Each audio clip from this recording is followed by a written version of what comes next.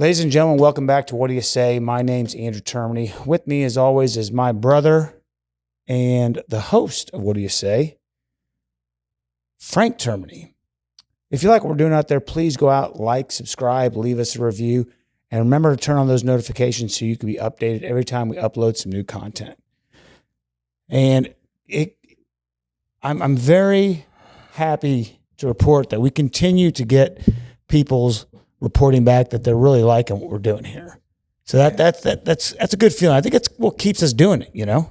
It seems more frequently I'll have someone come up to me and say, "Hey, I'm really enjoying your podcast." And so it's good to hear. I think we're getting some good feedback. Yeah, I think so. The number of listeners per week continues to go up. So what else can you ask for? Yeah. But today we got Dillian Chism. Yeah. So let me tell you how this came about. So we did the podcast on the Simone deal.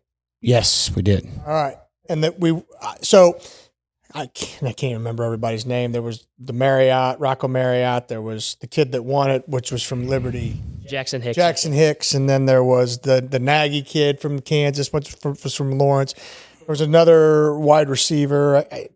They're slipping my names, but I would get on their Instagram pages and try to find highlights and stuff because I wanted to put it on the podcast. And there was one that stood out to us. Yes. And it was here. You know what? Charlie sent me. It's going to bother me. You probably have, if you have the notes from the last podcast. I have chart. So here we go. Isaiah Mosey. Yes. And so when I got on his Instagram page, he every single time there would be some type of worship music in the background.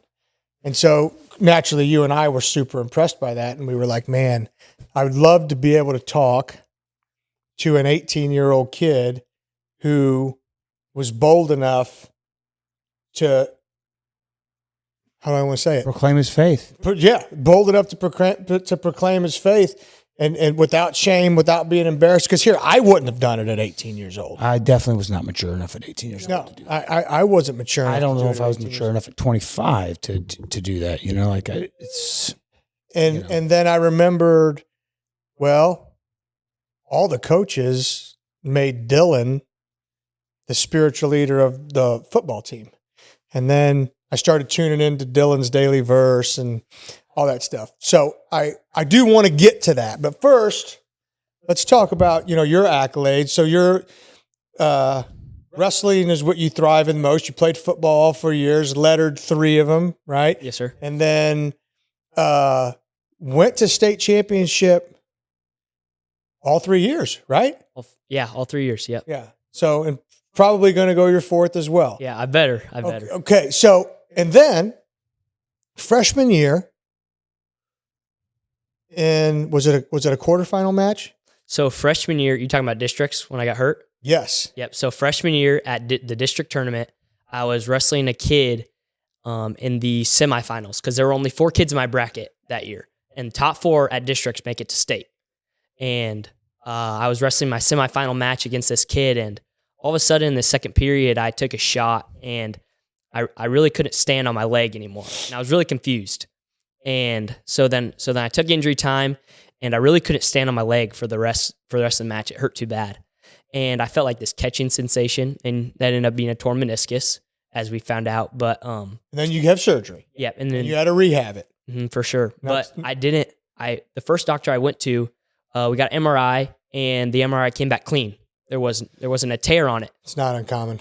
And so I went 3 months just rehabbing, doing some PT with you.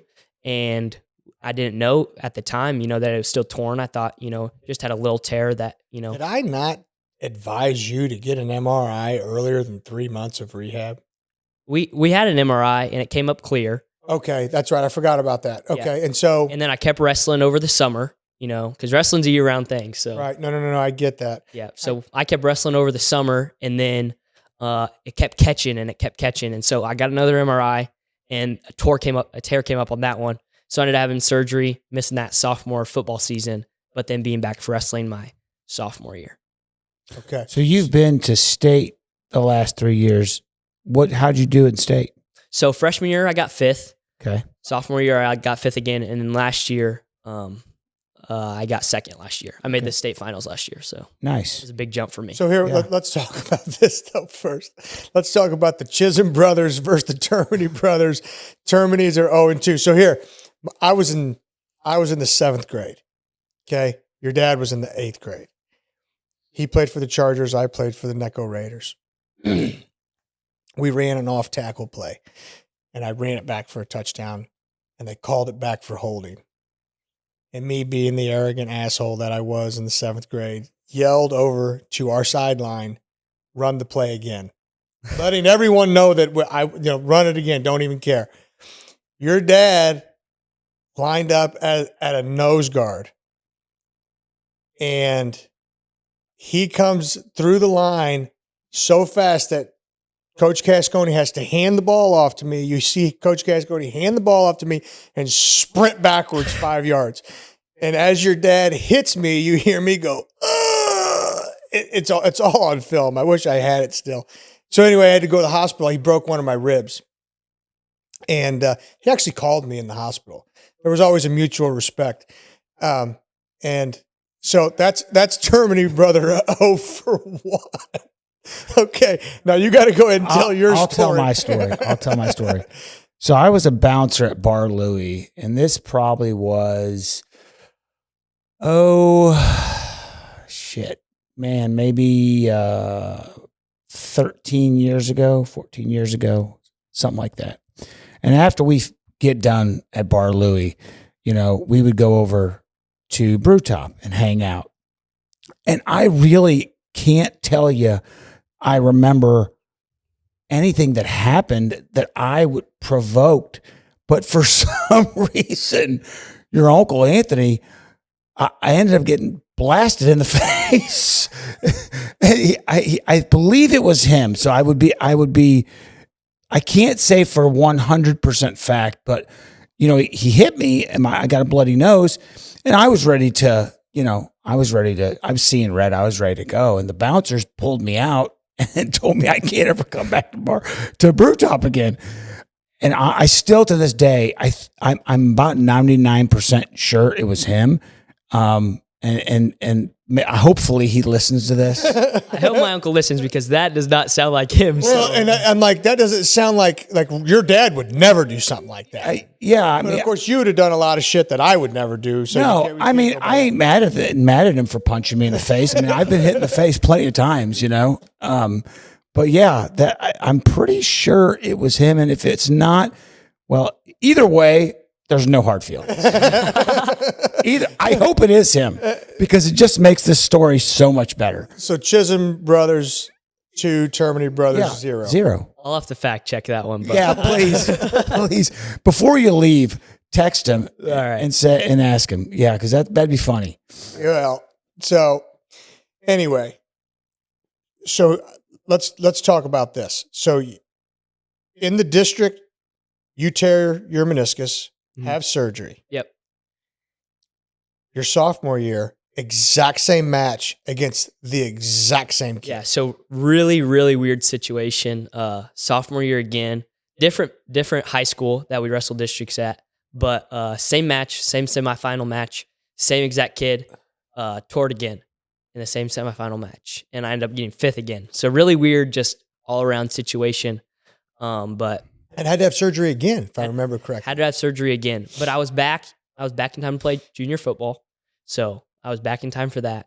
But I just through wrestling, it's like I know a lot of people like Gable Gross. He tore his meniscus, last season. He ended up winning state, So I think that us wrestlers, and this might sound a little arrogant, might sound a little cocky, but us wrestlers, we're really tough.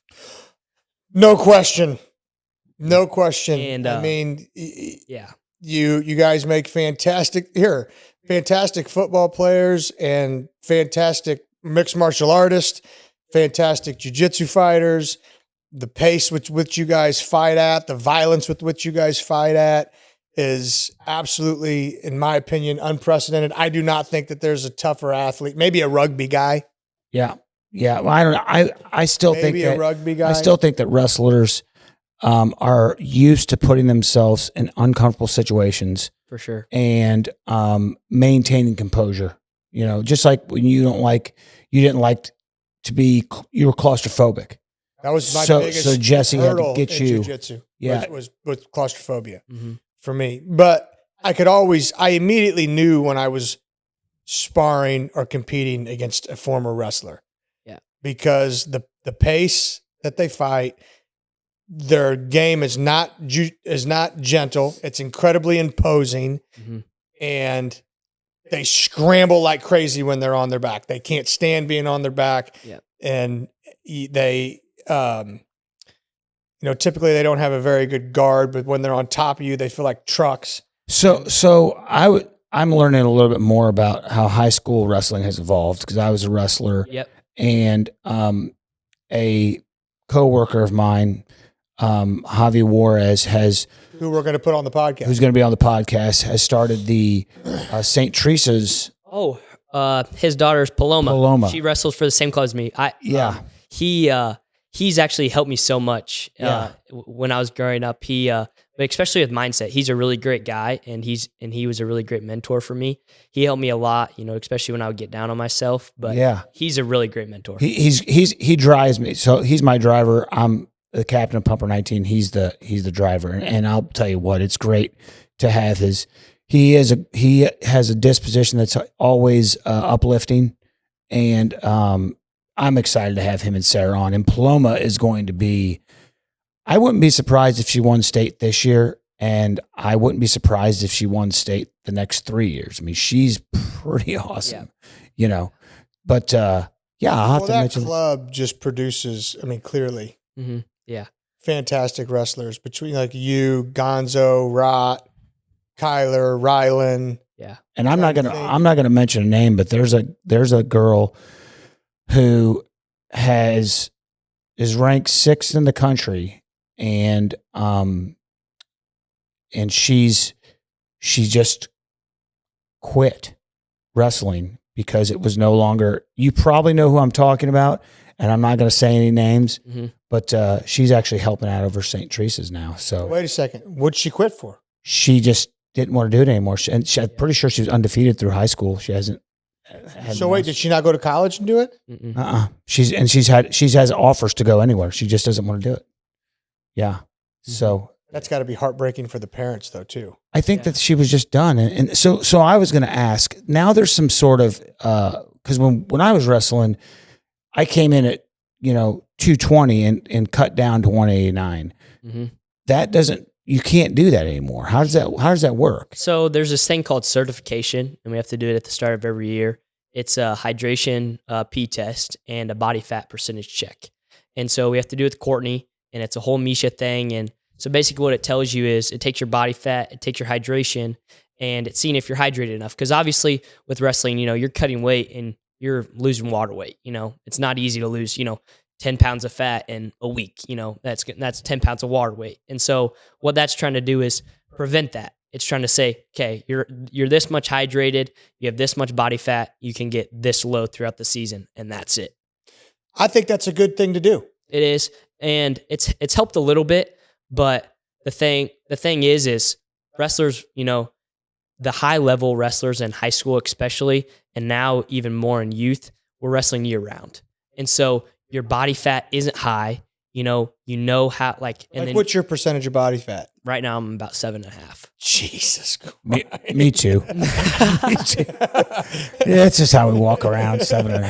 Yeah. Yeah. But that's one of the things is that certification, it tells you how low you can go. And that's become healthier. Like I remember my dad telling me stories, of him, playing football at one weight, dropping, 45 pounds because there were 2 state champions ahead of him. And so he had to drop 45 pounds if he wanted to wrestle, and so that's the things that's combating that. But the cutting weight part of wrestling is really what I think makes us tough is we're hungry, we're thirsty, we're tired, Dehydrated. we're exhausted, but we're still expected to output the highest level of competition we can. And I think that's the component that makes it the toughest.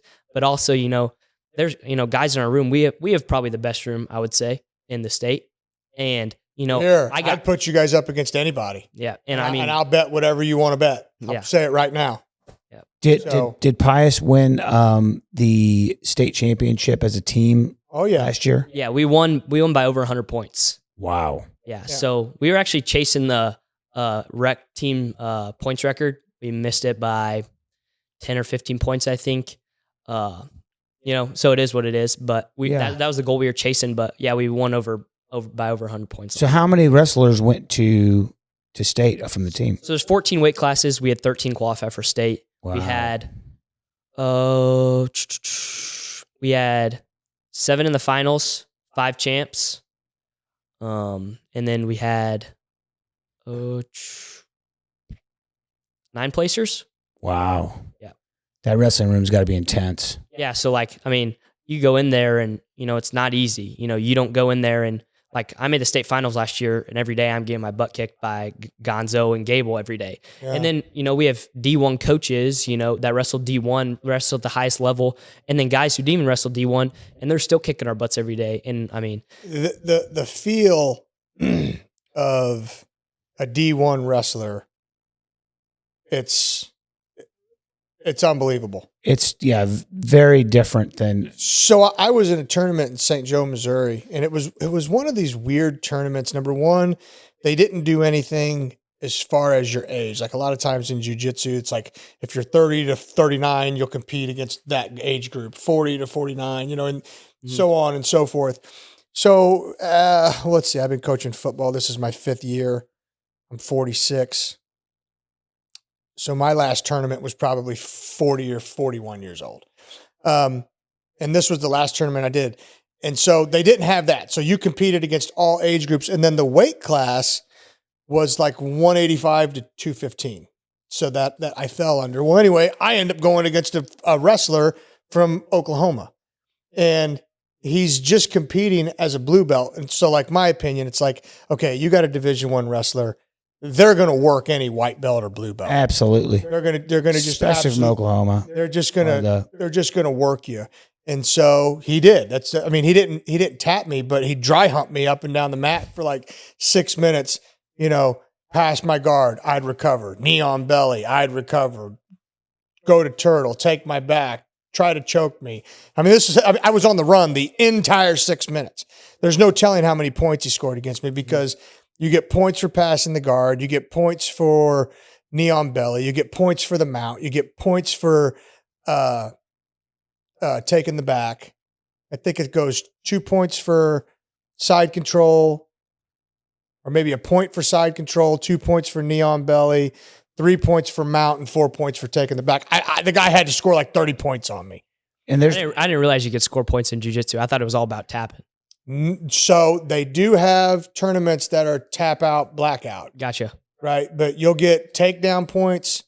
They score you based on your ability to strike. Okay. Even though you can't strike. Mm-hmm. Okay. So in a position where you would be able to. So if you look at side control, then if I'm in side control, I'm chest to chest on you. My ability to strike in that position is not as good as if I pop up to knee on belly. Okay. Right? Yep. As I pop up to knee on belly, my striking platform changes. Yeah. Okay. I can strike you more. So now that's 2 points. As I go to mount, it's the same striking platform as knee on belly, but it's inherently more stable. So now that's 3 points. I got you. Yep. And then of course taking the back, that's your 4 points. So that's kind of how they grade you. I got you. So, he kicked the shit out of me. And, I didn't know until afterwards that he was a wrestler, but I remember him put his hands on me and I was immediately like, oh shit, I'm in for a long fight. It just immediately when he grabbed me, grip strength was unbelievable. It was like a bear. Yeah. It was like a bear. Yeah. So that was humbling. So anyway, wrestlers are just savages. Yeah. Look, you got Tyrone Woodley. He won a championship in the UFC. Michael Chandler. Chael Sonnen. Mm-hmm. Chael Sonnen. DC. Dan Cormier. Here, the only guy he lost to was John Jones, right? Yep. And then Chael Sonnen, in my opinion, beat the shit out of Anderson Silva for 5 rounds. Bo Nickel, he's on the rise. But he got tapped. These guys are all coaches? No, Chael Sonnen, well, he might be a coach now. Oh, okay. I didn't know. They're all wrestlers. They're all Okay, wrestlers. yeah. Most of them Yeah, division. those are all one. wrestlers. Yeah. Here, hold on. Chuck Liddell was a world-class wrestler. Yeah, he was pretty good. That's as why he well. had such a good striker, because you couldn't take him down. He had 2 good takedown defense. Yeah. You know, so Chuck Liddell was a big-time wrestler. That's a big thing in wrestling right now is when they retire. Instead of doing a couple Olympic cycles, they'll go one Olympic cycle, go right into MMA. Yeah. Well, yeah, the Olympic cycle, MMA obviously pays a little bit more. For sure. In the Olympic In wrestling, it's getting better now just with more brands, more recognition, stuff like that. Just more publicity, NIL, obviously. But wrestling, you don't really get paid. And especially, just at the Olympics, the U.S. is one of the lowest paying countries for our athletes. And so, especially the wrestlers, they don't get paid much. And so, they want to get in and they want to make their money in MMA. Where do they get most of their what countries? Is it bigger and Like the really good wrestlers. is it Russia? Russia. There's a really good guy from Those Sambo guys are freaking monsters. Mhm. Yeah, and those, Iran's really good.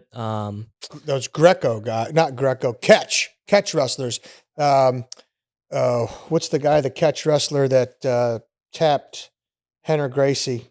It's going to drive me nuts. I got to look. But there's a lot of South American guys that are really good, it's just hard. There's 3 different styles of wrestling. There's folk style, which we do here in the U.S., which is high school and division or NCAA, Division 1, Division 2, Division 3, and AI. But then the summer, what we wrestle in the summer here in the States, but what other countries wrestle year round, and what is the Olympic styles? Freestyle? Is freestyle and Greco. Yeah. Josh Barnett's his name. Okay, yeah. Mm-hmm. Yeah, he's a catch wrestler. Gotcha. Talk about a violent sport. I think that's more violent than traditional, folk style? Folk style, yeah. I think catch wrestling is probably even more violent than that. Yeah. So my question about the different forms of wrestling and why they've always chosen folk for high school, is it because the throws in freestyle and in Greco? I couldn't tell you because as high schoolers, we wrestled that in the summer. So I don't really think so. But folk style, there's a lot.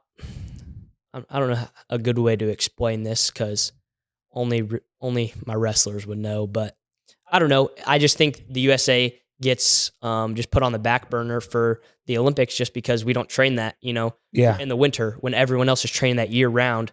And we got to make a transition in the springtime to go to those styles. And then once those guys are out of college after they've been training it for, their 15 plus years of the wrestling career, now they got to transition to go full time, the freestyle and Greco. And it's not as easy as these guys that have been training, in Russia, since they were little kids. So now break down the different types. So now your folk, you have up and down position, and you start off on your feet for the first round. Then it's down and up. Yeah, 3 periods. Yeah. Yep. And then freestyle, it's just 2 3-minute periods, and you're predominantly on your feet. And if you get a takedown, you have a chance to turn them, and it's about 10 to 15 seconds. And if you don't turn them, you're back up. So freestyle, there's a lot more action. Freestyle is more like a judo match. Kind of. Except for the judo match, as soon as someone hits the ground, it's done. Yeah, but you can still touch their legs in freestyle. Now Greco, you can't touch their legs. Throws only. Throws only. Pretty much. Okay. And so it's just a lot more fast paced because if you don't turn them when they're on their belly, then you come back up in 10 seconds and then you're right back on it. So freestyles, it's definitely different. I think it's more fun personally. Yeah. But that might just because it's in the summer and I just get to do it with all my buddies, not just my high school buddies, but kids around the state. But yeah, but I do think it's harder for the USA guys when, they go to the Olympics, and these guys are some dogs, but they just sometimes get out wrestled just because these guys, it's what they're training year round. Well, and like I remember a judo player that was from Russia. Gosh, I can't remember his name. The jiu-jitsu school I went to, he would come in and do seminars for judo. But this kid, that's all he ever did was judo. Yeah. You know, and Putin is a judo black belt. I mean, it's huge Gotcha. over there. Yeah. So Hey, those look, kids, here, did he earn the black belt, or was it like, hey, Putin needs a black belt? I don't know, Drew. These guys, like these guys that put their tag on you, they don't want to put their tag on you, and then you're going to go in and get your ass kicked. Right. You know what I mean? So it's not like they're buying the button. I don't think so. I think if you got it, you got it. Gotcha. I think so. I mean, because if I was a black belt and I'm just sitting there giving guys black belts, I mean, They're you're not going into you're not handing out black belts like it's, meal tickets or anything. But when you're talking about Putin, I mean, Yeah. He's probably not competing in many tournaments Right. either, though. So Who wants to go I out- get what you're saying. who wants to go out there and beat Putin? Yeah. Nobody, because you might not, it might not leave the tournament. Yeah, Love you to might be slam that bastard. Yeah, right. So talk to me about your headspace after the second surgery. And here you are, because I know what my headspace was. You have surgery, work your ass off, get ready for wrestling, only to get to the exact same match against the exact same kid and do the exact same thing. Yeah. It was pretty frustrating. I mean, obviously, I don't think anybody getting hurt in a sport that they work really hard at, a sport that they love, is going to be happy, But I was really frustrated, and I was really confused. It was really shocking to me that I literally said to myself, I was like, no way it just happened. Same tournament, same kid, same match. But when I really reflected on it, I wasn't super close with God as I am now. But when I really looked at it, I was like, there's got to be something here. There's got to be something that that God's trying to show me through this. And You have wisdom beyond your years, buddy. And I knew that it was something, greater than my control, because I can't control, how the ligaments in my knee are working, during one of my wrestling matches. I can control how I move, but I can't control that. And so I kind of just, I kind of just took it as it was, because I was like, okay, I'm gonna get surgery. And I knew that the recovery time wasn't going to be as long as the first one. So I was like, okay, I still get to play football. And each year when I had surgery, I still got to wrestle at state. I qualified for I remember, didn't we get you an injection or something, and then you went and wrestled? Yeah. And then you had surgery afterwards. Exactly. But I got to wrestle both years at state. And so I was still grateful. Like, Carl this year, tearing his ACL against Savannah, like he couldn't even play the rest of the season. And so I was just grateful I got to still wrestle. I still placed fifth and still helped my team. And so I was just grateful for that. And I was like, okay, I'll have surgery afterwards. I'll miss summer wrestling, but it's okay. But like, what really upset me, and this was really hard for me, was breaking my arm this past summer. That was really, really hard for me. Oh, that's right. You were in a cast for the first how many weeks of the season? A while. I don't know. You had to miss Rockhurst? No, I was back for Rockhurst. I actually got back 2 weeks before Rockhurst. Okay. I wasn't supposed to. I wasn't supposed to get back till week 3. Okay. But that was actually that injury, and I don't know why, because wrestling's my thing. But I love football. Rott says the same thing. Rott, he said he just loves football. Yeah. And you know what? I think it's the crowd, it's the atmosphere. Yeah. I think you don't get that always. It's different.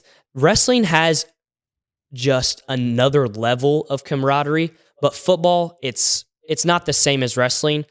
And wrestling's a lot different because it's an individual thing and it's a team thing at the same time.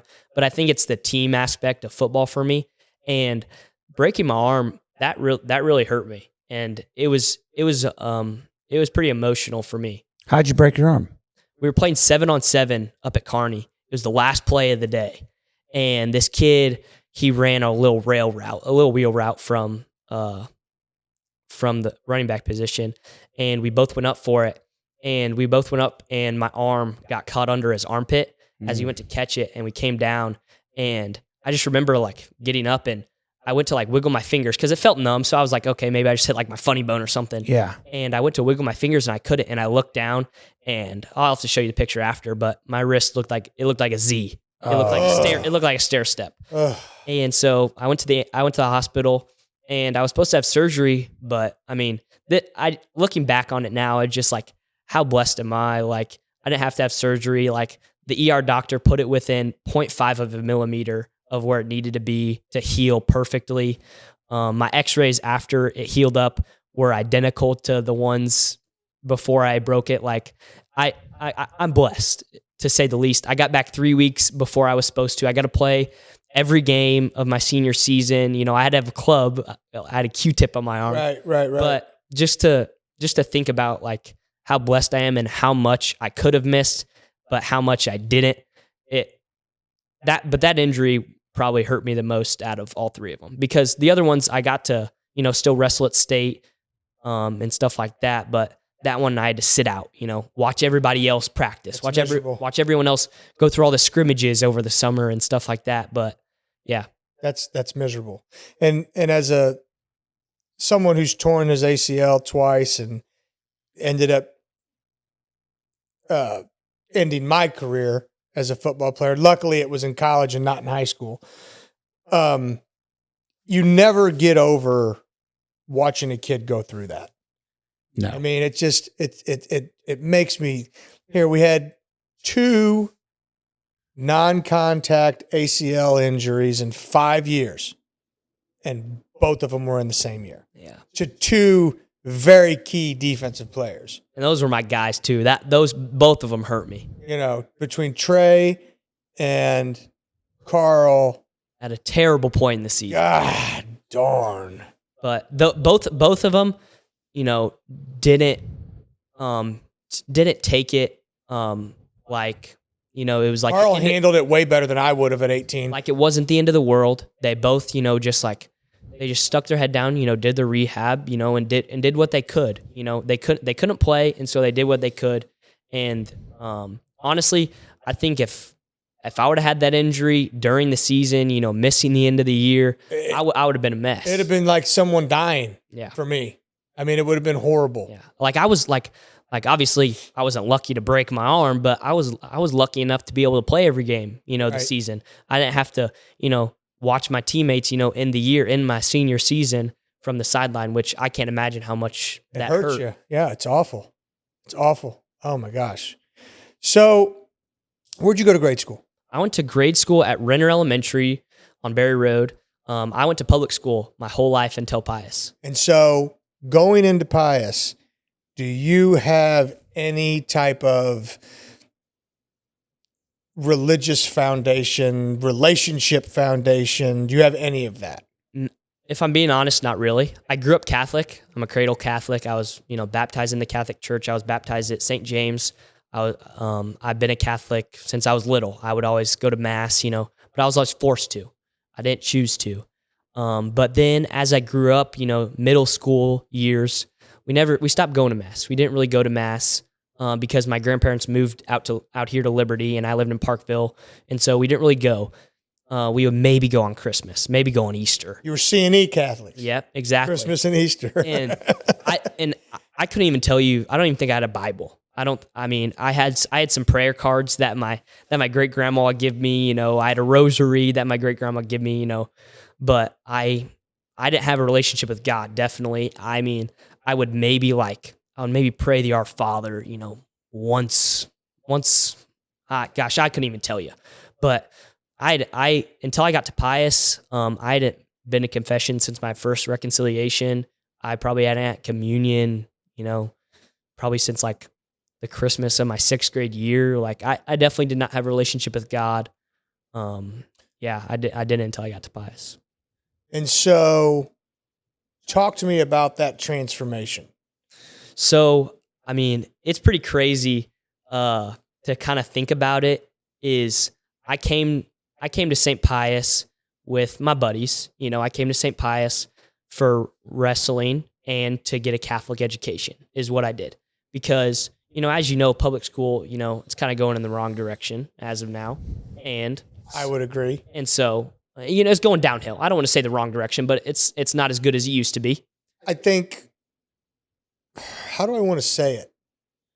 I think we have socially been desensitized to a lot of issues that we should not be desensitized to. Mhm. I think that may be the nicest way to say it. And the public schools tolerate it, and Catholic school. Here, I'll be honest with you, Dylan. There's a lot of Catholic schools that'll tolerate a lot of that stuff too now. Mm-hmm. Yep. And so, really, I just think I was just secretly pushed by God to choose Pius, and I didn't know it. Is because I was supposed to go to Park Hill, and I really didn't want to leave the Park Hill School District. I had a lot of friends that I had made over, the years from kindergarten to 8th grade that I made in the Park Hill School District, and I didn't want to leave. I really didn't. And you can ask my dad.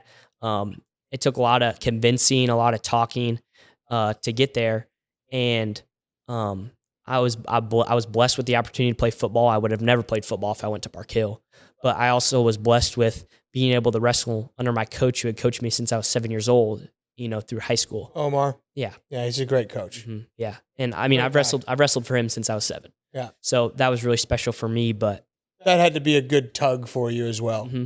But I also wanted a better education. My parents, they're amazing. They raised me phenomenal. I couldn't have asked for better parents.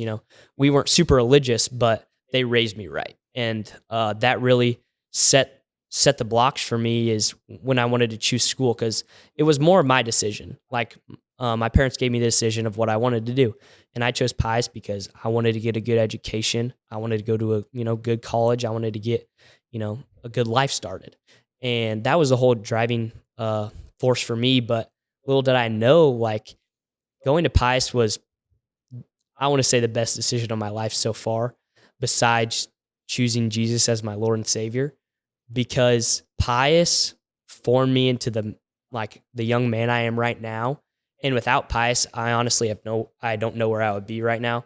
I definitely probably wouldn't be a follower of Christ, because the retreats that we went on for football and just our class retreats transformed me and just planted that seed that I needed to I'm kind of curious about Jesus. I'm kind of curious about actually forming a relationship with God. And those football retreats, I remember freshman year, you came in and you shared your story. Yes. And then sophomore year, you shared your story. And just you guys sharing your story and being so open. I had never heard a man that I look up to be so open and be so vulnerable. I had always seen, guys that I look up to, NFL players, big time wrestlers, just be so confident, know where they're supposed to go, know what they're supposed to do, and not have any flaws. And I would hear you guys speak, and you guys were vulnerable, and that was just so touching to me. And I'd never seen that before, really. And I thought that was so special. And as I started getting deeper in my faith, I realized that that's what you have to be, is you have to be vulnerable. Well, the key is, in order to be vulnerable, you have to be humble. Exactly. And humility that's the key to all of it. Yeah. And like I said earlier, my parents raised me great. They're phenomenal parents. I'm so blessed. And they raised me right. And I think that's what the stepping stones of my relationship with Jesus were, is because they put the foundation out. Exactly. Without even knowing it. Right. They were just trying to be great parents, and they were just trying to do the right things. Well, there's plenty of people that unconsciously operate off biblical principles. For sure. There's atheists that operate off biblical principles and then criticize the book. For sure. I mean, even if you don't believe in Jesus, you don't believe and have a true relationship with God, if you just follow the principles of the Bible, the teachings of the Bible, you're going to be a good person. Sure. No doubt. Yes. And here, I know people that are atheists that unconsciously follow the rules of the Bible. For sure. And they're better people than some people who are self-proclaimed Christians and Catholics that are in church all week long. Yeah. You know what I mean? So, and one person I'm thinking of right now is Glendon, our tattoo artist. He's a great person. He may be the most genuine, sweetest, like help anyone that he can help, Yes. follows every rule that the Bible says, and is an atheist. I don't know that he's an atheist. Oh, no. No, I don't know that he's an atheist. He's an atheist. I would not say that he believes in nothing. Here, I got a tattoo session here coming up in a couple weeks. I'm going to ask him. You got to ask him. I'm straight up. Me and him talk all the time. Oh yeah, and he's one person that I would say spiritually and politically, I fundamentally agree. I don't agree with him. I wouldn't vote the same way he does, but I understand why he votes the way he votes and how he's just yeah. And it doesn't make you love him any less. I love him to death. He's great. He's a great person. It's amazing. Here, there's so many people who will criticize all religions. Mm-hmm. You know what I'm saying? But I mean, even the Muslim faith, right? Have you ever met and actually got to sit down and talk to a true Muslim? Yes. They may be some of the sweetest people you've ever met in your entire life. Yeah. For sure. You know, Sure. and like I had and I think Americans do this, have a tendency to judge Muslims based on what you see on the news. Mm-hmm. Well, Frank, I also think that, like, if I remember growing up, we went to Catholic school, and I was under the impression that if you weren't Catholic, you were going to hell. Well, You could have been Protestant. I had no idea that we all read the same book. the message, It's changed much since then. well, I don't know that it's changed, but maybe me and you weren't receiving it correctly. Probably. I wasn't hearing it.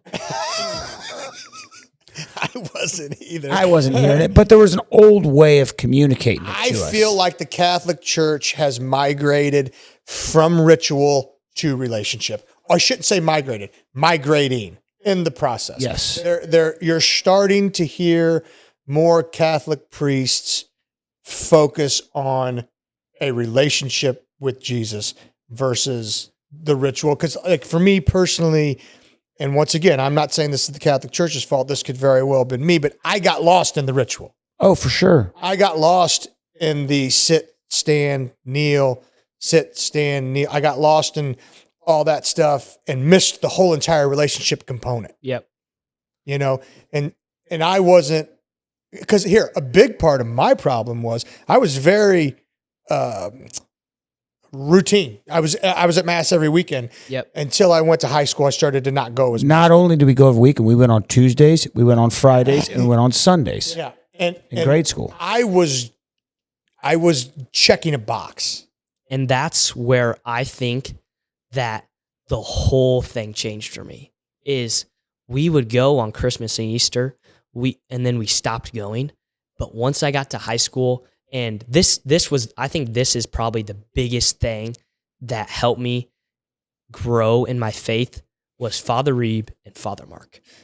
They're great, Two great human beings. great people. And they were so down to earth, so relatable, because growing up, and I think this is a lot of Catholics, is you see the old priests, that are very, very kind of like you say, a lot of ritual stuff and just a lot of the religion part of it, and a lot of the old practices, and very. A lot of it is that they're all word and not enough spirit.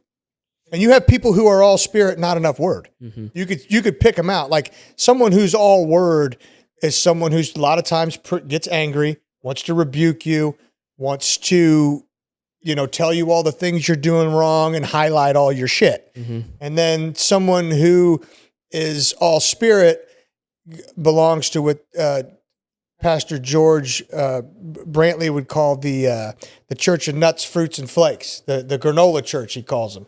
And those are the people who are all spirit, and you need actually equal amounts of both. Yeah, but those two men transformed me, not just as a Catholic, but as a young man, because they were so down to earth and I could relate to them. They shared their stories too, just like you guys. And I tell you what, you guys sharing your stories, like whether you know it or not, helped me at least. And I'm sure you've helped other people as well. But just being vulnerable, because they were too. And those two men, they really transformed my relationship with Christ, because they just showed me how to pray. They showed me how to have that relationship. They told me what book to start in the Bible. They told me what translation of the Bible to buy when I didn't know. And they just helped me so much get away from that just classic, kind of like you said, sit and stand, but truly understanding what the Mass is. And once I truly understood what the Mass was, being celebrating Jesus saving us from our punishment, which is dying on the cross, which we deserve. And he took that from us and saved us from that. And him being present in the Eucharist and truly believing that, truly knowing that Jesus is there present in the Eucharist and that he's giving himself up. The greatest gift is giving yourself.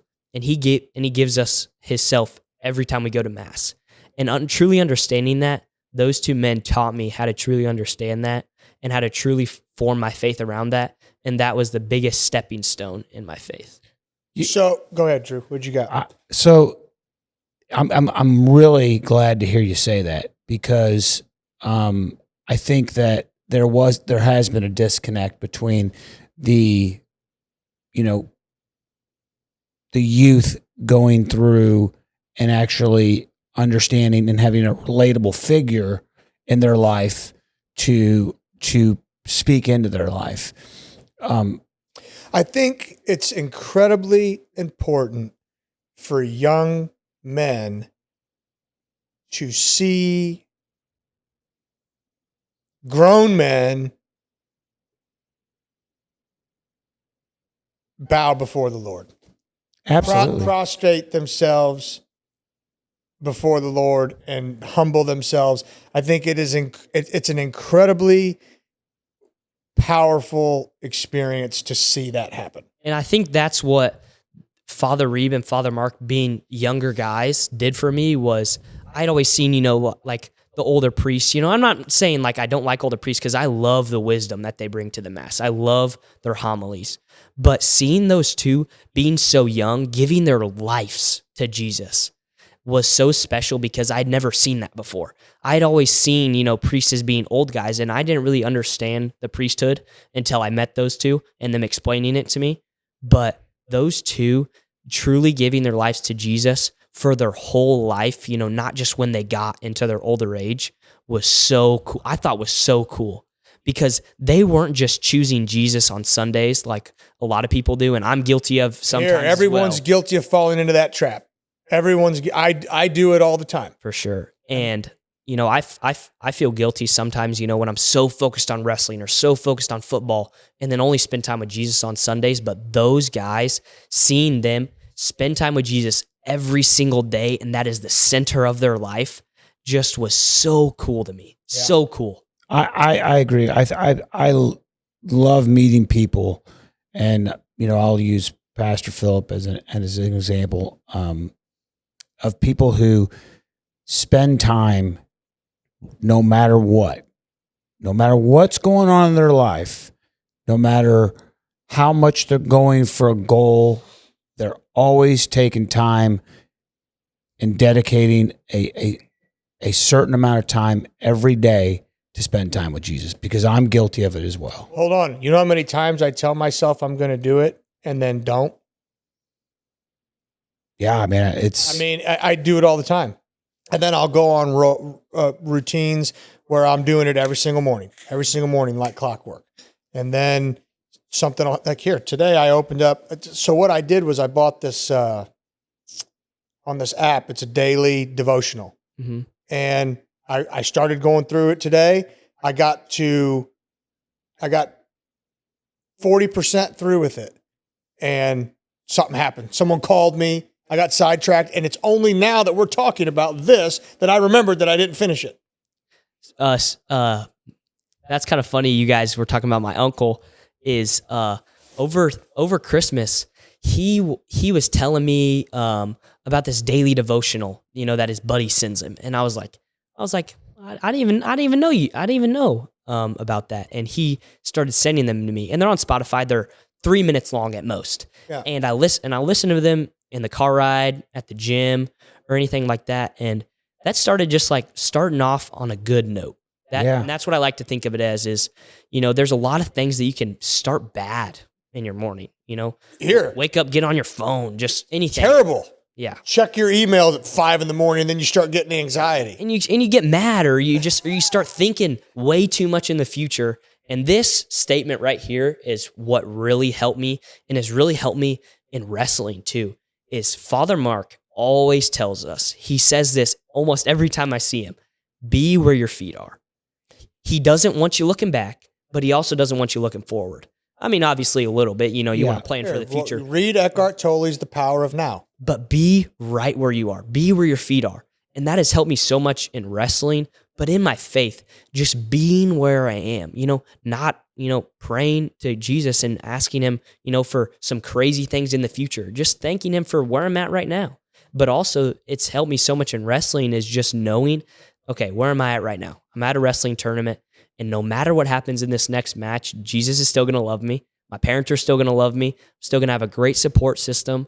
And that one thing just transformed my whole mindset. And I struggle with a lot of anxiety, a lot of performance anxiety with sports, and that statement, and obviously my relationship with Jesus too, but that statement really, really helped me.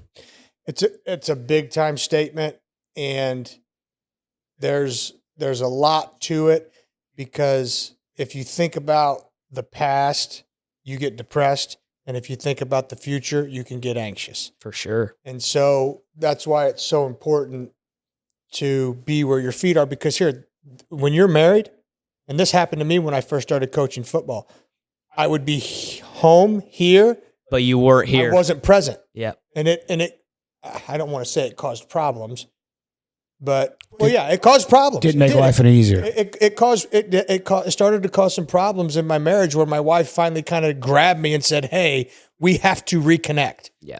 And that's where prayer has really helped me in my life. Is prayer helps me be where my feet are, because I'll catch myself, thinking 3 days ahead, what my wrestling tournament is this weekend, when I still got, wrestling match tomorrow night, or, just thinking about anything from the past. But really just sitting down, praying, thinking about my day, thinking about what Jesus has done for me is just really special. And being able to calm down, just focus on where my feet are, being where I am at today, being the person who I am right now, and how I can be better for tomorrow. One verse that kind of resonates with me, and it resonates pretty regular. And Pastor Philip says this all the time. He says, you're blessed to be a blessing, but is Luke 12:48. He says, from everyone who has been given much, much will be demanded. And from everyone who has been entrusted with much, much will be asked. So, if we look at our salvation as a gift, we need to know that much is required, and being firm and being where your feet are at is the best way to stay present with people in your life, because you never know who's going to cross your path that you could plant a seed in, and you can share something with, and you might trigger something in them, because that's what we're designed to do. We're followers of Christ, and we're called to share that. And whether that's in action or whether that's in word, we're called to share it. Some people might observe how you act and say, I don't know what it is about him, but I want what he's got. Maybe it's like for me, when I notice it, as someone who has this piece that I can't figure out how they have it based on their circumstance. For sure. And that's actually funny you guys said that. And that verse, that's just crazy you guys are talking about this right now.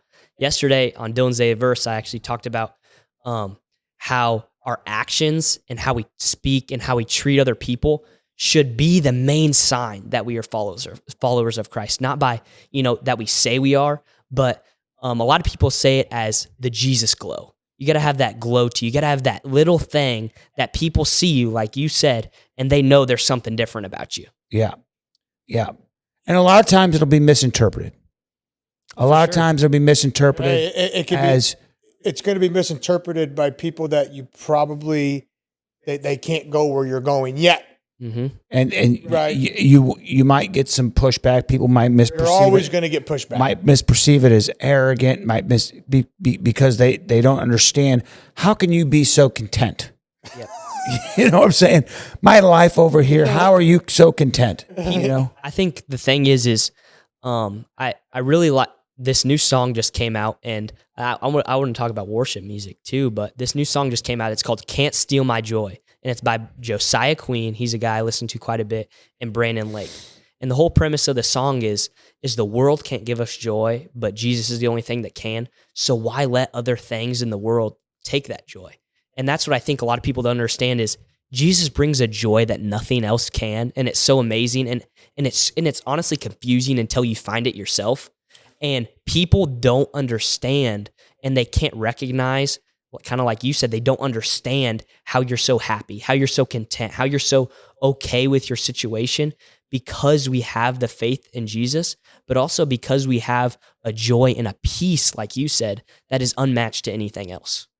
And I think that allows us to in times of struggle, it allows you perspective to say, there's, just like with your surgeries, there's a deeper meaning to the reason why I'm here in this situation. For sure.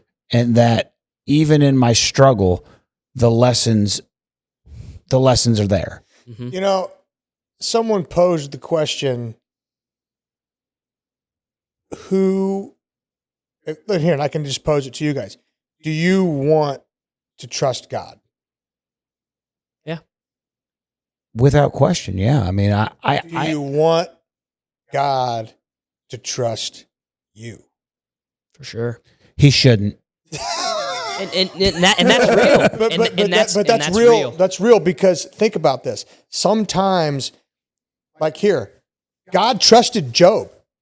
When the devil came to him, he said, here, you know what? Do it, because I know that he's going to use it to bring me glory. Yeah. And even when Job... So when you say that, you're like, okay, do you want God to trust you? Yep. Right? So he's good. Sometimes he does that by, you're going to not just steward good things. Yeah. Right? He's not going to just say, oh, I'm going to trust you with this money because I know you're going to also tithe and you're going to do what you're supposed to do with it. So I'm going to steward you with this money, but I'm also going to steward you with this suffering because I know that you will use it to bring me glory. So you have to, that's a question you have to really examine. I've been doing a Bible study over the book of Job, and what I've really noticed is that just as good times are blessings and gifts from God, so are bad times. Bad times are how we grow spiritually as people in general and in our relationships, but those bad times are just as much gifts as the good times in our lives. If I didn't go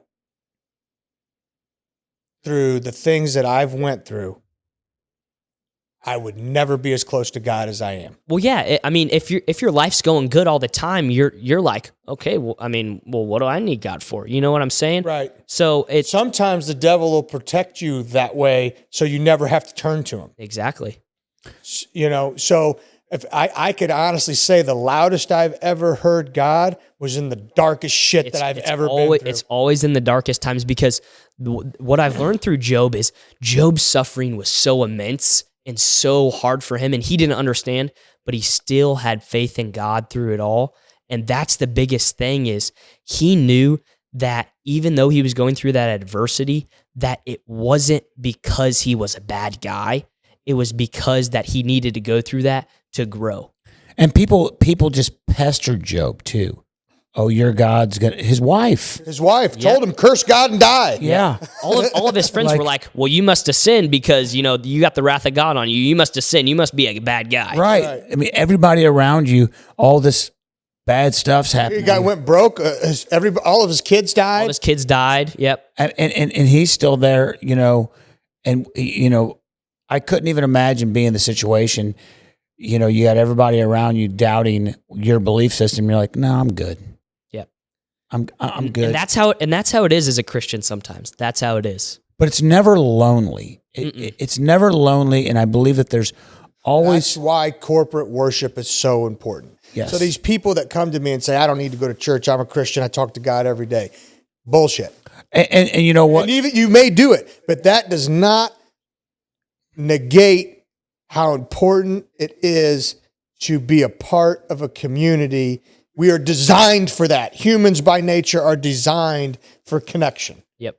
And what happens when your faith, for whatever reason, is shaken to its core, you are going to need someone to pick you up and pull you out of that. Yeah. And when you're in communion with other Christians and in fellowship with other Christians, a lot of times you'll be in a place to where, you're preaching to yourself and you're hearing people that say, I don't need to go to church. I believe in Jesus. Jesus is in my life.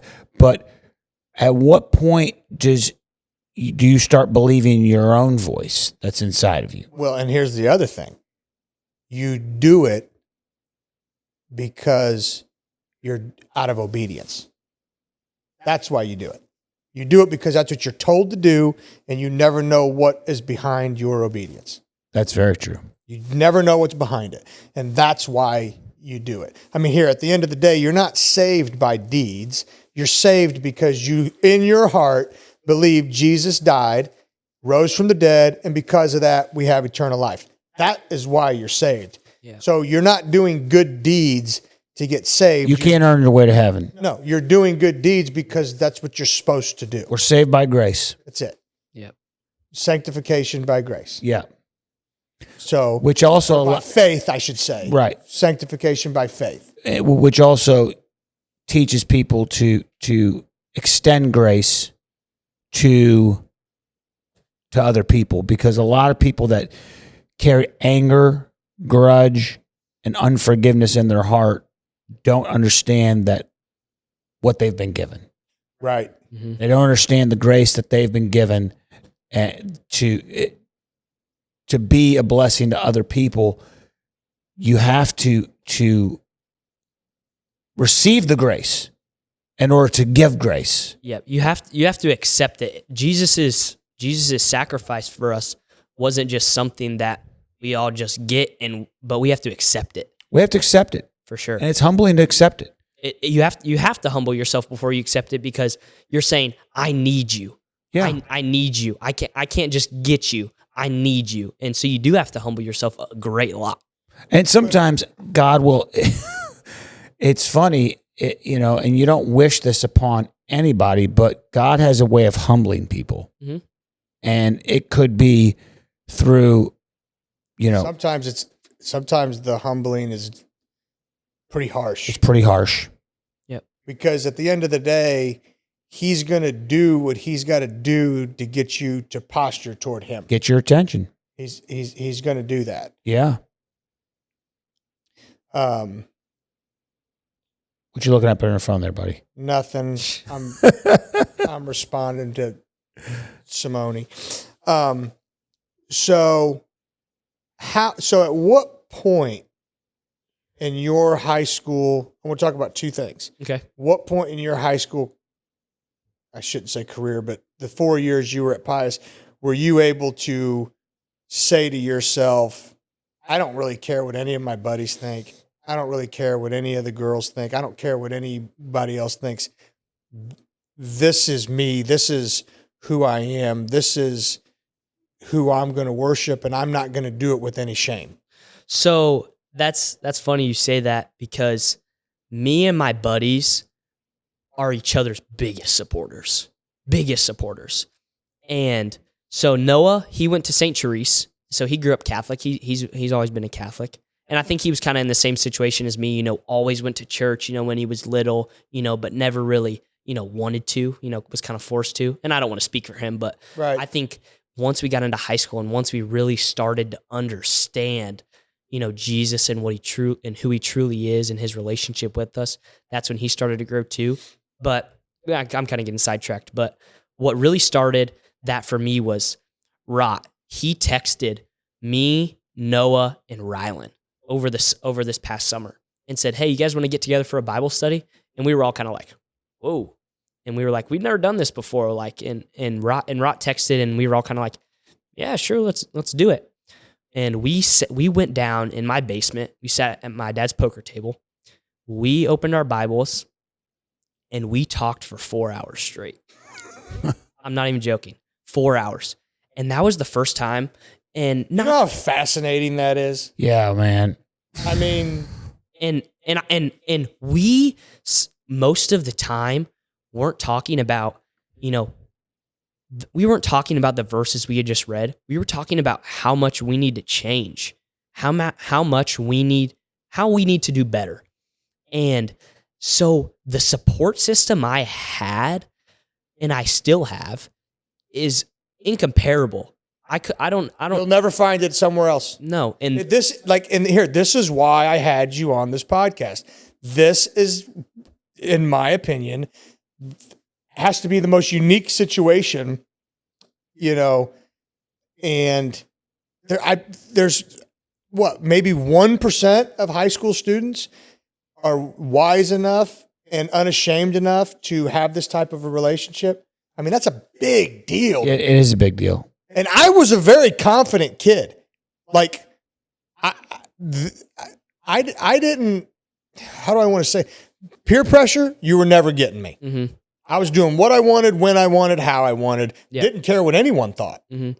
Yet still, I don't know. And here, I'll tell you right now, no way in hell would I have done what you guys do. I wouldn't have done it. I can't tell you why. Maybe I was not there emotionally, spiritually, not even close. Didn't want to hear it. And honestly, all the bad stuff that I was doing as far as promiscuity and all that, I wasn't even grappling with it, Dylan. Mm-hmm. It was like it didn't even bother me. Yeah. And that was one of the big things that we talked about that first time was just like, how can we be better? Because we knew we weren't doing good things. And we knew we weren't living up to what we could. And we knew that we were just settling and being okay with not doing the right things. And we're good kids. Don't get me wrong. Like, those three guys are my guys. Those are my ride or dies. And we've been friends. Me, Rylan, and Jack have been friends since we were 9 years old. Noah, he was on a different club team, but we had been friends since 7th, 8th grade. So these are my guys. And we sat down and we were just vulnerable. Like I talked about, being vulnerable, I think, helped my relationship so much because that was the first time I would say that us four just sat down and just let our hearts cry, if you know what I mean. Sure. Yeah. And that was the first time we had done that. And I'm not going to lie to you, I was like, at first I was so nervous, I was shaking when we sat down because we had never done anything like that. We had always been just kind of, hard on each other, hard love, stuff like that. And we were vulnerable that first time. And so kind of going back to what you said, not caring what my buddies think, I cared a lot about what my buddies thought. You were just lucky enough to have them think the same way you did. 100%. I'm so blessed that I chose Pius, and I didn't realize that it was going to be because I needed to grow in my relationship with God, and that's what it was going to be for, because those three guys helped me so much, because without them, I don't think at any point in my high school career, I would have, kept my head on as straight as I did, because those three guys, I was always hanging out with them. We always were doing stuff with each other. And no matter what we did, we all did the same things, whether it was right or wrong. And most of the time it was right. And we all kept each other straight, and we all kept each other on the right path. And once we all started pursuing Jesus together, it was like that. And if I'm being honest with you, we've gotten away from doing our Bible studies because there for a while we were doing them weekly, and now that school started, it kind of got harder. But we definitely need to get back to it. But having like-minded people just makes any journey so much easier. It's huge. You know, there's a lot of traditions that good and bad that are still present in pious today. Unspoken traditions, unspoken things, unspoken mentalities. We know of them that are still present at pious today. And I think that what you're doing, meeting with your friends, starting Bible studies in small groups, connecting, I really hope that is something that translates down to the next class. That translates down to the next class. You guys should really kind of make sure that you guys do that and hand that off to someone. Okay, so I'll talk about that. So at the football retreat this past year, we were about to go to bed, and I asked Simone, I was like, hey, can I say something real quick? And I was just like, hey, if anybody wants to do a quick Bible study, let's just go in the cafeteria real quick and let's do one. So we did one, and we had about 20 kids show up, so it was a good amount, and everyone was real nervous, I could tell. And so recently, Rylan got confirmed last Easter, and that was like so special to me. I was like, I can't believe I just helped one of my best friends that I've known forever, get confirmed in the Catholic Church. That was really special for me. And what's been really special for me is now that Rylan's gone, me and Kyler go to Mass a lot together.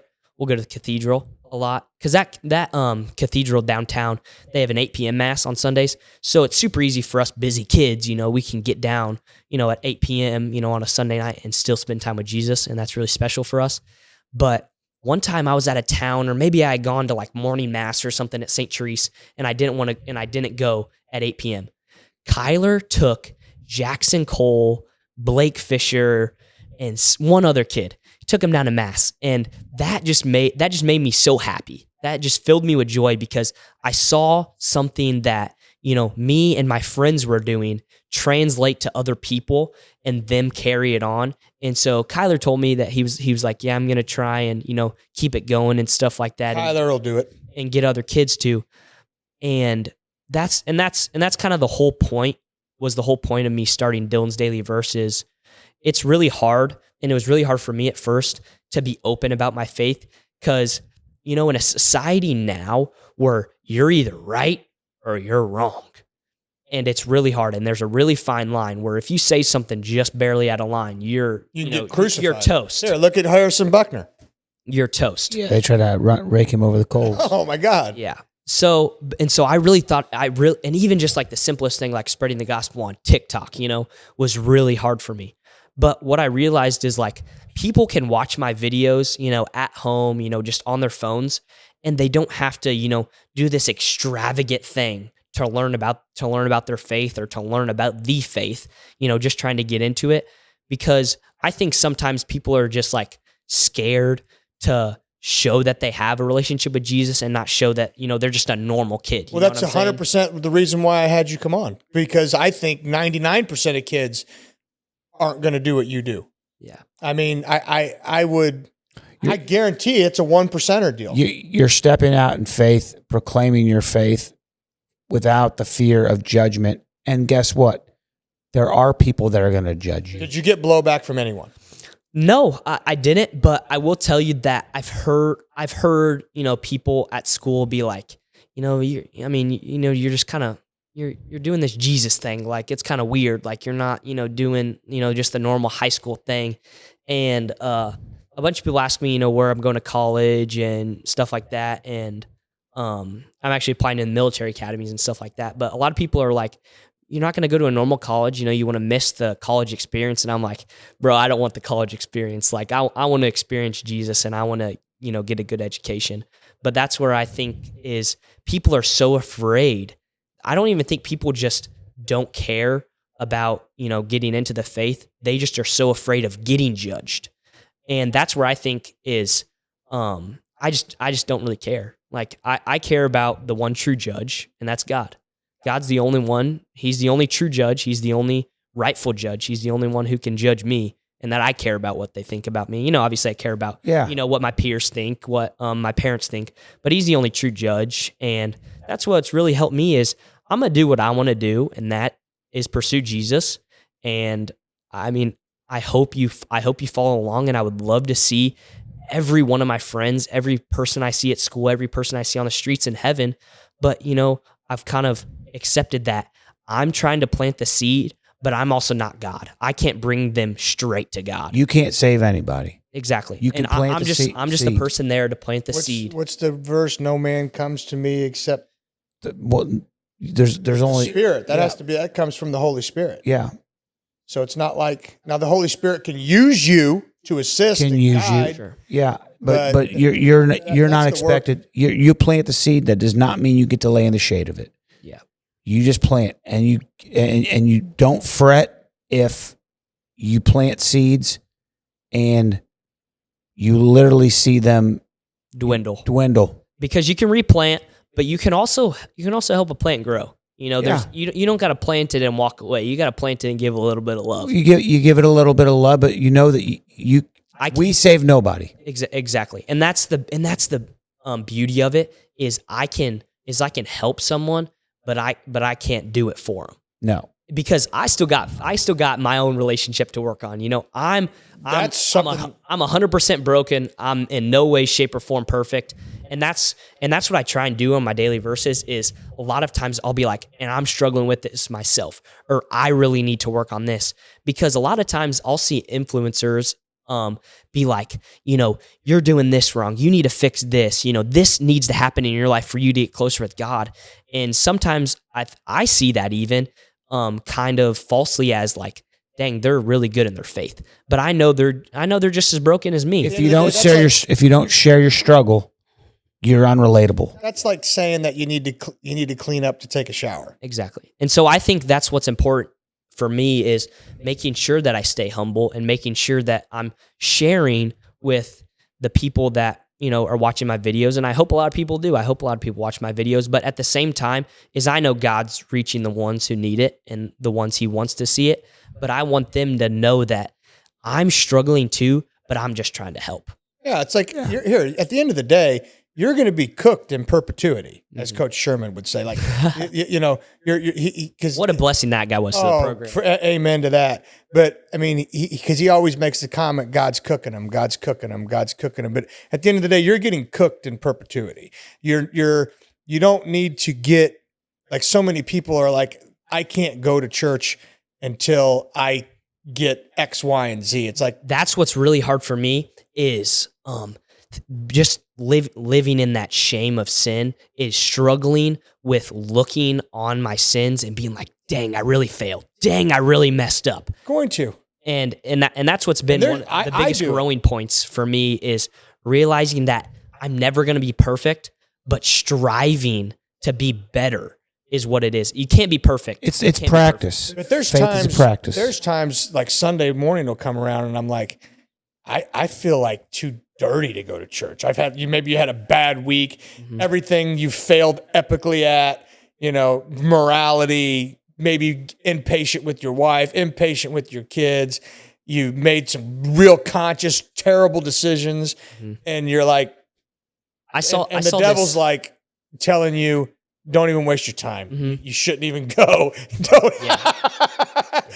But I remember like, hey, you're broken. You're like, you go to the hospital when you're sick. Exactly. I was just about to go there. I saw this quote, and church isn't a place for righteous people. It's a hospital for sinners. Yeah.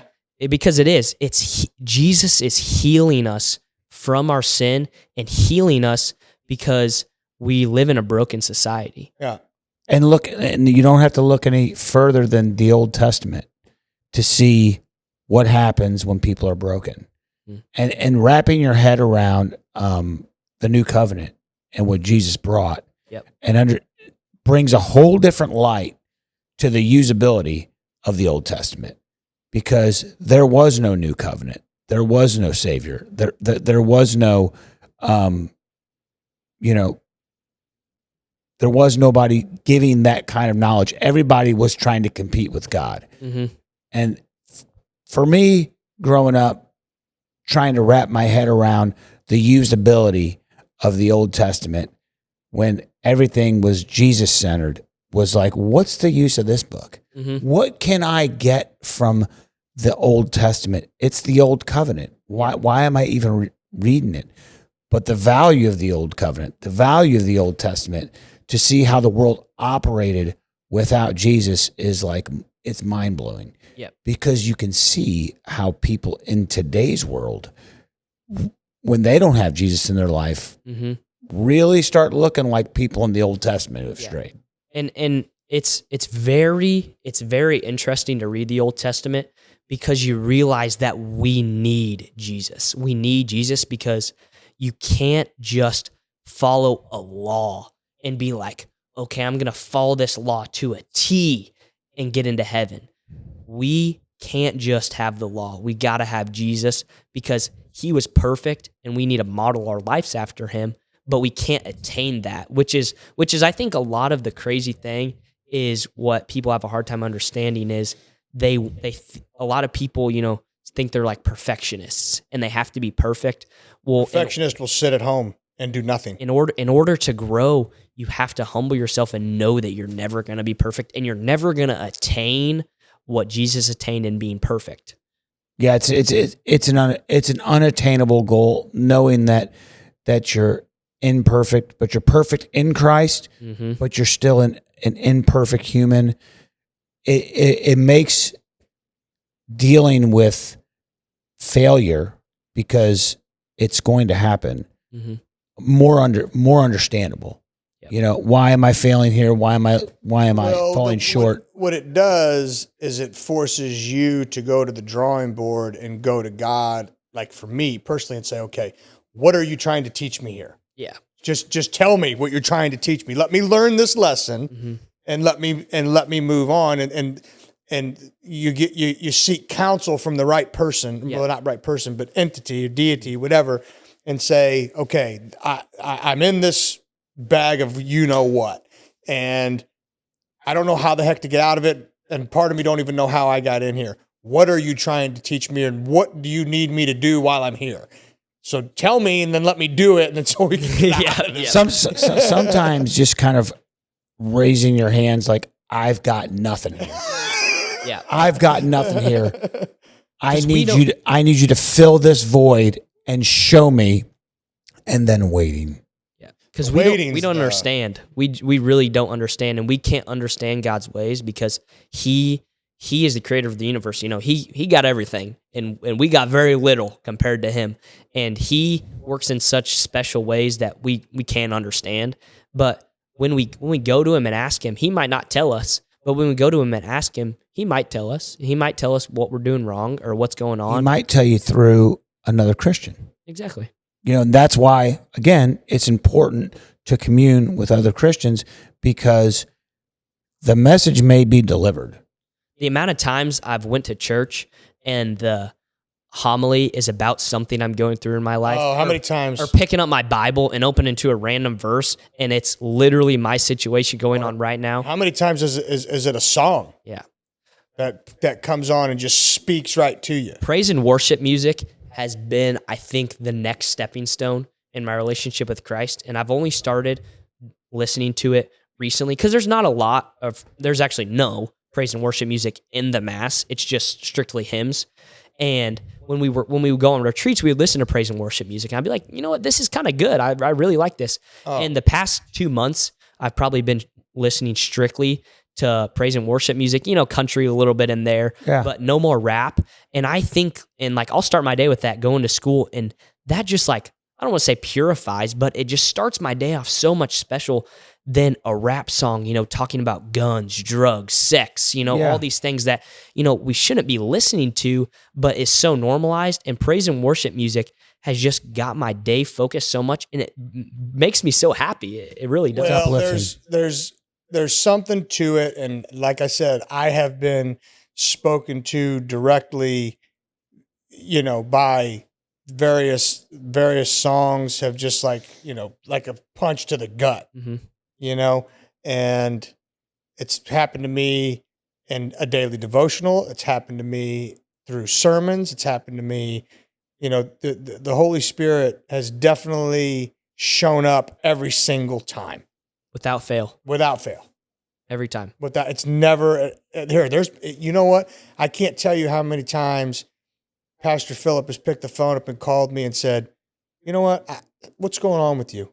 For whatever reason, I was praying today and you were on my heart. What's going on? What's up?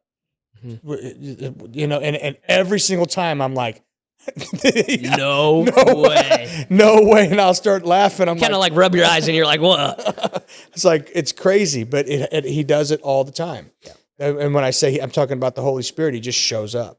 So, one last thing.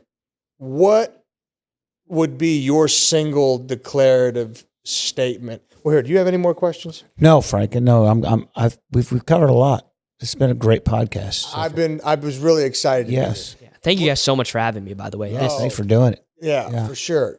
What single declarative sentence would you make to someone who's getting to go into high school and go through all these emotional and physical changes, and how your relationship helped you through those things? Really put me on the spot here. That's what I was thinking. Man. See if the Holy Spirit shows up again. Yeah. A lot of times he's the one that gives you the words. One sentence. Doesn't have to be one sentence. It could be a group of sentences, thought. All right. You know. I think it's just be open. I think a lot of people are too closed-minded, and I was too at the start until I started really learning. But just being open-minded and open to the idea of a relationship with Jesus, because it's kind of a hard thing to grasp. It's kind of a hard thing to grasp. Of humans have a really hard time getting the concept of something they can't hold, feel, touch, taste, see. And so that's what I really had a hard time with. But just being open, I think that's the big thing. Being open and vulnerable. And having a support system. That's the one thing that's propelled me, is having those three guys, Gonzo, Ra, and Rylan, to help me through the way. You know, I think to echo that statement, just like C.S. Lewis, he went out to prove that Christianity was false. Yeah, he was an atheist. He was an atheist. And everyone should seek to understand. Go out there and be a skeptic. Mm-hmm. Go out there and entrench yourself in it. Try to understand it and allow to see what happens. Yeah. I would say even for myself, like I'll catch myself sometimes doubting, like, and I think every Christian does. Hold on. Father Reeb did a whole entire sermon one time about I remember it was the prayer that he kept saying was, Lord, I believe and help my unbelief. Mm-hmm. Yeah. And this is coming from a priest. Mm-hmm. And that's what Jesus on the cross said, why are you forsaking me? Yeah. You know? So, yeah. I mean, and you look at all this spiritual giants, Mother Teresa, Jesus, these are all people that toward the end started to doubt or have doubt, you know, and they just were smart enough to know where to bring it. For sure. Yeah. Yeah. You know, because here, listen, at the end of the day, the Mickey that's slipped to the devil is, you're smarter than all these people. You can outwit all these people. You're stronger than all these people. But I'm going to create them so that with me, you can't touch them.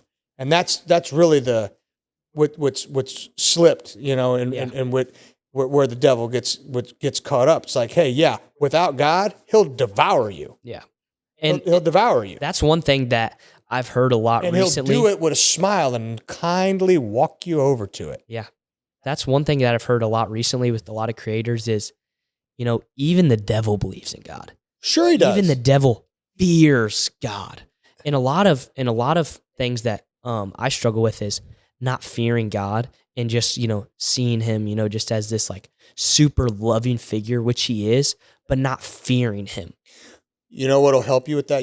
There's a series that Craig Groeschel did. It's called Savage Jesus.